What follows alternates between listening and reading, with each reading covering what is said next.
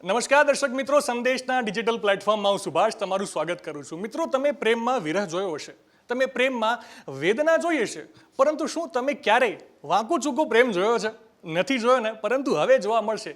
કેમ કે ગુજરાતી ફિલ્મ જગતમાં ડંકો વગાડવા માટે આવી ગઈ છે એક સરસ મજાની ફિલ્મ જેનું નામ છે વાંકી ચૂકી લવ સ્ટોરી. અને મારી સાથે અત્યારે સ્ટુડિયોમાં આ ફિલ્મની સ્ટાર કાસ્ટ હાજર છે. એમ સાથે સીધી વાત કરું છું.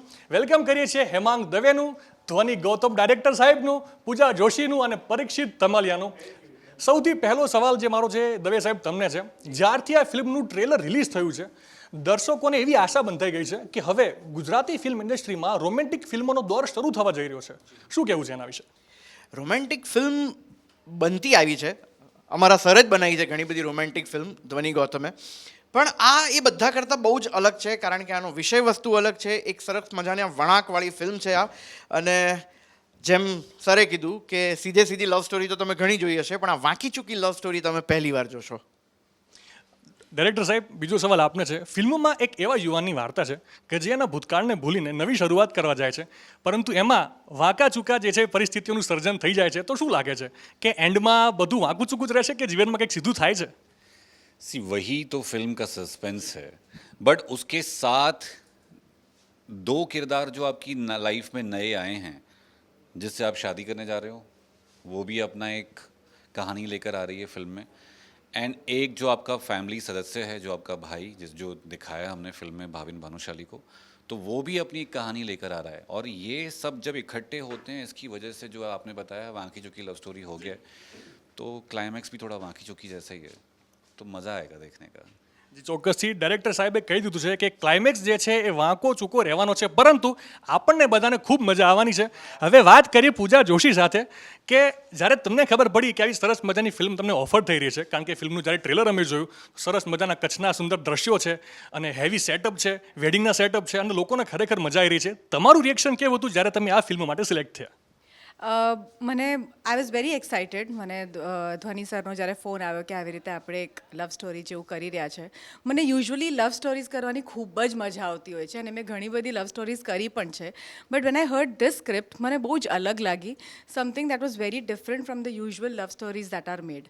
અને જ્યારે મને ખબર પડી કે આમાં જે કાસ્ટ છે તે આ બધા લોકો છે જેને હું મારું ઘર માનું છું, મારી ફેમિલી માનું છું, એટલે મને એમ થયું કે યાર આ ફિલ્મ શૂટ કરવાની મજા તો બહુ જ આવવાની છે.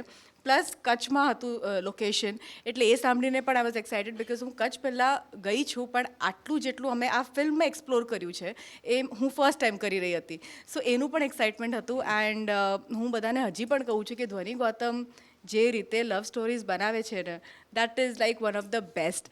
એ જે રીતે એની હિરોઈનને સુંદર દેખાડે છે ને એની મજા જ કંઈક અલગ છે.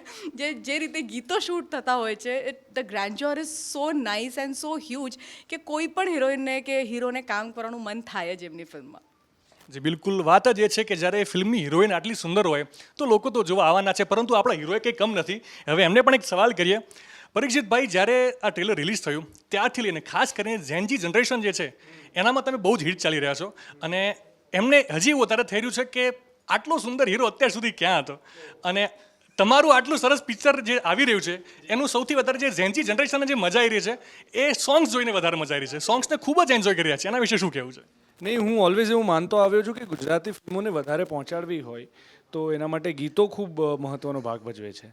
એટલે અમારી ફિલ્મમાં 8 ગીતો છે અને 8 ગીતોનું જે રસ છે એ બધો અલગ છે અને એમાં પ્રેમ રસ તો ખાસ છે કારણ કે ફિલ્મ જ તે લવ સ્ટોરી છે. તો જે ગીતો લખાયા છે, જે ગીતો કમ્પોઝ થયા છે, ગીતો જે રીતે ફિલ્માંકન થયા છે, ખૂબ સુંદર રીતે થયા છે. એટલે આઈ એમ હેપી એન્ડ ગ્લેડ કે હવે ગુજરાતી ઓડિયન્સ ગીતોને ખૂબ માણી રહી છે, અમારા ગીતોને ખૂબ માણી રહી છે. અને આઈ એમ ઓલ્સો વેરી હેપી કે તમે મને આટલો બધો સુંદર કહ્યો, આટલા બધા વખાણ કર્યા. મેં આમને અલગથી કોઈ પણ પ્રકારની આપ્યું નથી કે ભાઈ તમે મારા વખાણ કરજો આટલા બધા. જી બિલકુલ, વાત તો અંતમાં એ જ છે કે વાત પ્રેમની છે. પ્રેમ પ્રેમ સૌ કોઈ કરે, પ્રેમ ન સમજા કોઈ, 2.5 અક્ષર પ્રેમ કે પઢે સો પંડિત હોય. એટલે મારા વાલા, કોઈ પણ જાતની ચિંતા કર્યા વગર તમારે 8 મે 2026 તમારા નજીકના સિનેમાઘરમાં પહોંચી જવાનું છે અને તમારા વાલા સાથે, તમારા મિત્રો સાથે, ફ્રેન્ડ્સ એન્ડ ફેમિલી સાથે ટ્રકના ટાયર ફાડી નાખે એટલો રિસ્પોન્સ આપવાનો છે, કારણ કે આપણી ગુજરાતી મૂવી છે યાર. એટલે એટલા માટે જોવાનું છે તમારા નજીકના સિનેમાઘરોમાં. ફરી એકવાર 8 મે 2026 આવી જવાની છે વાંકી ચૂકી લવ સ્ટોરી. અને દેશ દુનિયાની તમામ ખબરો માટે આપ જોડાયેલા રહેજો સંદેશ ડિજિટલ સાથે.